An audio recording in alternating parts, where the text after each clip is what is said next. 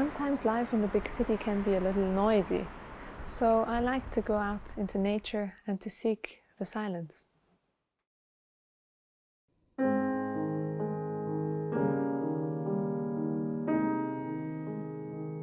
Luckily, Vienna is surrounded by a scenic landscape. I share the passion for nature with Beethoven.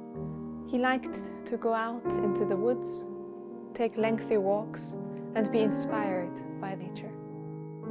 During long walks, Beethoven feels free because nature belongs to everyone.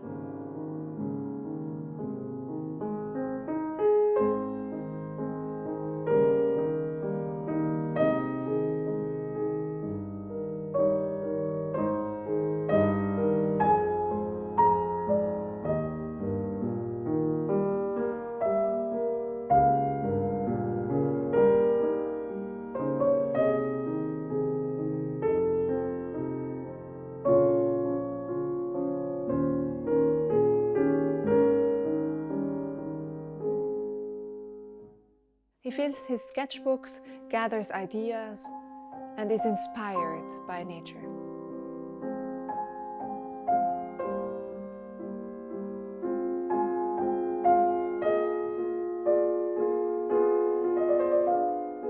Beethoven's music is not only perfect in structure, but also breathes with nature.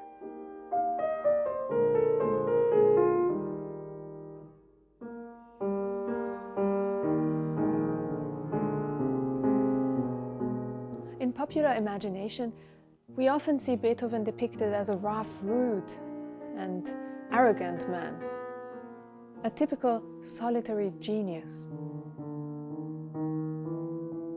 However, his friends knew that he also has another side to him: friendly, honest, humorous, and sociable.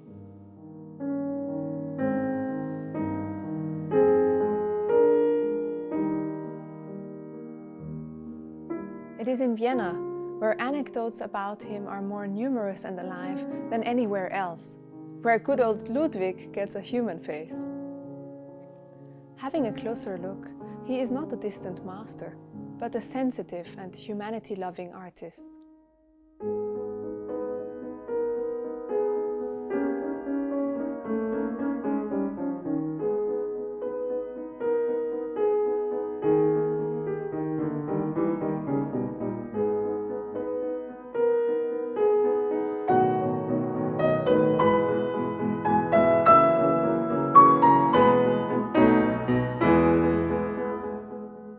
But there is a dark shadow looming over these moments of countryside cheerfulness: his increasing deafness.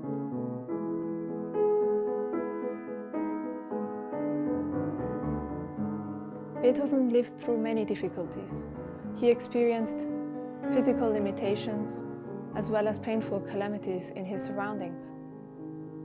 But nevertheless, he expressed his innermost feelings and saw himself serving a greater cause.